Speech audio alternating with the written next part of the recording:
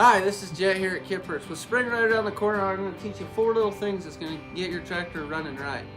With spring right around the corner, we want to use our front end loader. That's why we need to keep our ZERKS greased. You wonder what a ZERK is?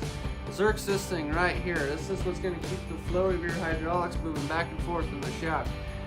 You need to take your little grease gun, put it right there on the end of that nipple, grease it till grease comes out of it.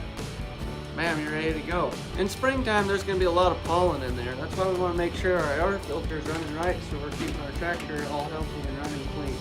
Right here, we're going to move this hose. Bam, clean the screen off, put it back.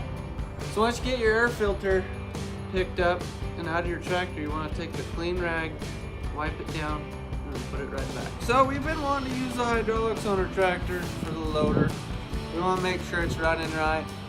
We need to check the hydraulic oil in the transfer case. The transfer case is right here. You got a little peep glass right here to see where the level is. You don't want to top this sucker off.